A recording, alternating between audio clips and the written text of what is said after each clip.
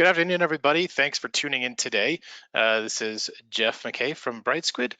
Today with us, we have Mark Eyre, the Director of Customer Operations. We've got Mark on to talk about using secure mail in a virtual care capacity.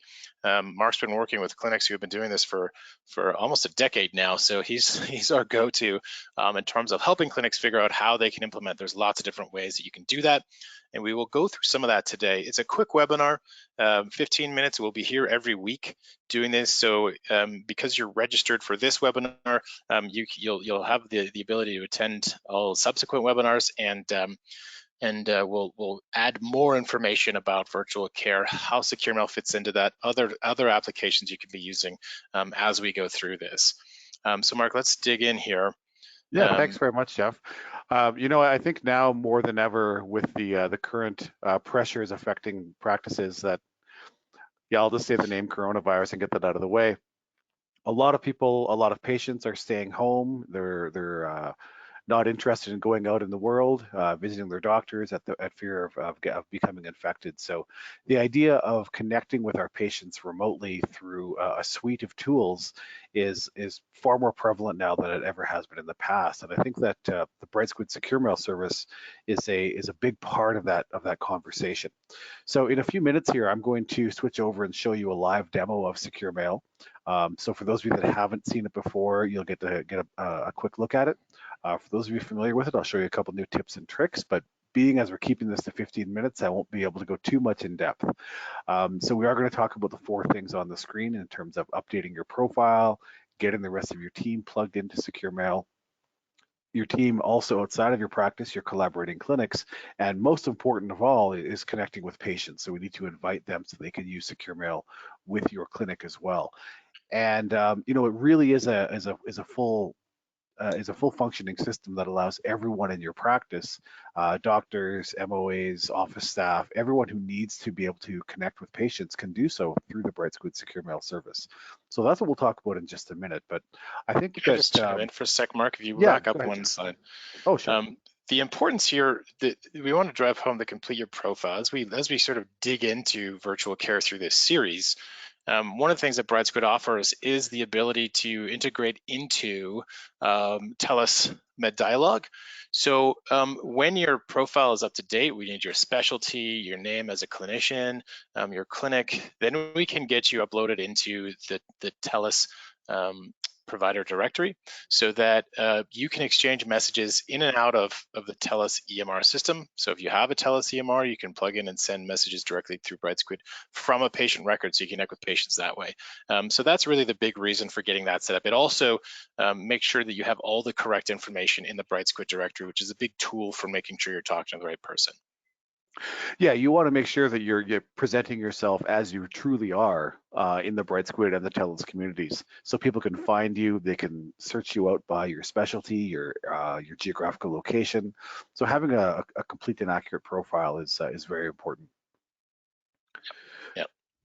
So getting patients on the system allows your patients to communicate with you in a very new way. Well, I shouldn't say it's a new way because it is very traditional or very similar to traditional old-fashioned email. I'm not going to talk a lot about security and privacy and compliance. That's something we've talked about at length in other webinars, and we'll discuss it later once again, I'm sure. But the Secure Mail service, long story short, is it's designed to be secure and compliant and allows you to communicate with your patients in a way that's very easy and comfortable to them. The big advantage of Secure Mail over other remote medical interactions is that it allows you to be far more efficient. Now, Jeff's going to talk about this in a bit more length in just a moment, but the long and the short of it is, as a clinician, I can send a dozen emails in a half an hour, and I can update my patients, I can check in on them and make sure that they're getting the care that they need, and I can do 12 is an estimate, but I can certainly connect with lots of them in half an hour. There's no way in a face-to-face interaction, whether it's over the phone or video chat or even in person, that I can be that efficient with my patients, that I can connect with that many people. And considering the stresses and pressures that are on our medical teams right now, that kind of efficiency is just more important than ever before. Jeff, did you want to add some to that? Yeah, no, Mark, I think it's great points. I think, people, when clinics now are, really forced to figure out how to do virtual care. And the natural reaction is to look at video because it seems to be the closest thing that we have to face-to-face visits. The reality is video consults aren't that efficient. If you haven't done the prep work up front, and a lot of clinics are actually using secure mail to send out pre-appointment questionnaires, even for face-to-face visits normally, but also assessments, right? So nowadays, particularly we know in Alberta, we have codes for specifically for anxiety around the pandemic. And there's something you can do. You could send out through secure mail assessments to relevant patients and get those back and review them without having them on the line, without going through that assessment with them on video, because that's valuable time. And it's not the best use always of a physician's expertise, where they could review the assessments on their own and then get back to the patient at a scheduled time with a shorter visit, because it's streamlined, because the information's already there. So it's all about how you use secure mail to integrate with your virtual care system. And what we see, if you look around the world, the stats point out that about 90% of virtual care is conducted via text message systems or text-based means such as secure mail, whereas only about 10% of virtual care is conducted by video, just because it's much less efficient. Yeah, and when I think about connecting to a video chat with my elderly father, I don't even want to imagine the amount of "can you hear me's" coming through from his side of the conversation. It's just a difficult thing for some elderly folks to connect to. Yep, but Secure they all mail is get something email, they're already right? used to. Exactly, Yep. exactly. Well, All right, let's so dive what? into the demo here, yeah? Yeah, let's do that. I'm going to change my screen broadcast over to the demonstration. So your screen will freeze for a second here while I change my point of view. And when it comes back up, which should be right about now, you'll be seeing the login to the Brightsquid Secure Mail interface. For those of you that haven't used Secure Mail before, a real quick rundown. Secure Mail, you're going to see looks and feels and behaves much like traditional email. We designed it deliberately to mimic that functionality because, as we just said, it's so easy and so familiar to most of the world that it just seemed the best way to go. So it doesn't require a lot of training, which sounds redundant because I'm just about to train you in how it works, but it's very easy for new users to pick up and start using Secure Mail. Just on the face of it, it's easy to use. So it's a web-based application. So I'm logging in through my web browser to access my Secure Mail service, and I'm logging in here as a pretend made-up doctor named Pierre Fauchard. So I'll log in as Dr. Fauchard, and once I get logged in, you'll see that I'll land on our inbox, which, as I mentioned, looks a lot like traditional email. So from left to right, we have our various different folders that we're all familiar with, as with regular email: inbox, drafts, shared messages, and so on. The actual inbox here is in the center column, and I've just selected this first message from a Mr. Angle, one of my colleagues, who has sent me some medical information about one of my patients. In this case, a number of PDF documents that, of course, as you'd expect, I can open up and view directly in the web application. And of course, I can download it to my local computer, save it to my EMR, do whatever I would normally do with these files when I receive them. Now, earlier, Jeff and I talked about the profile and the adding people into your system. So I'm not going to talk too much about how to use Secure Mail, how to send a message. I want to talk a little bit about some of that background information, some of the administrative tools, as you might think of them. So if I go to settings over here on the left-hand side of my screen, I'll land up first of all on my personal profile. And this is what I was talking about a few minutes ago, where it's very important that when I become a member of the Brightsquid community, that I identify myself appropriately so that I'm the right person. Now, Dr. Fauchard, in this case, is a dentist, but he could just as easily be a member of the Alberta Medical Association or chiropractic or whatever association he might belong to. And then he can also select his specialty from this list as well, and I'll just scroll down and we'll just make Dr. Fauchard a dermatologist. So now on his profile, when we save this into the system, everyone on the Brightsquid community, which is nearly 200,000 users of medical providers, patients, lab technicians, insurance folks, everyone involved in medical care can now look up Pierre Fauchard either by his name, his specialty, or his jurisdiction or what association he might belong to. So it's now much easier for people to find Dr. Fauchard and begin communicating with him on the secure mail system.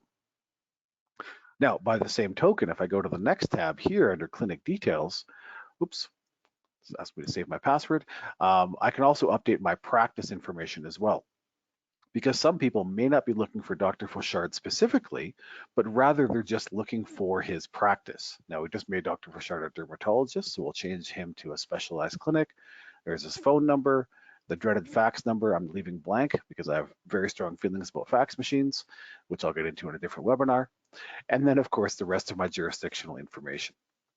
Now, lastly, over here to the far right-hand side are all the members of my team. Now, this is a fairly small practice. Dr. Fauchard has, one MOA named Clara and a colleague doctor named Dr. Crichton Brown, who's a urologist.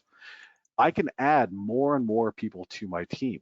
I'm not restricted to just having one login. In fact, it's ideal that everyone in your practice that has, a reason to interact with patients should have their own secure mail login. And you can easily invite new users. There's an invite new user button right up here that allows you to add folks to your team. So I would just put in the person's email address and their first name, last name, and then whatever their role is within the clinic. And then I'd just be able to invite them to join my practice as a new colleague. So they'll get an email from the Brightsquid system saying, Dr. Fauchard wants you to join his practice, and then they'll be able to create their own username and account and log in and access that system. And then they can act on behalf of the practice, sending and receiving messages, managing incoming messages from patients. And if it's a staff member, an MOA, for example, that staff member can then triage incoming messages, respond to them directly back to the patient when and where it's appropriate. But at any time they need to, they can escalate specific calls back to the particular doctor, whether it's Dr. Fauchard or Crichton Brown in this practice as the example. Jeff, any thoughts on that?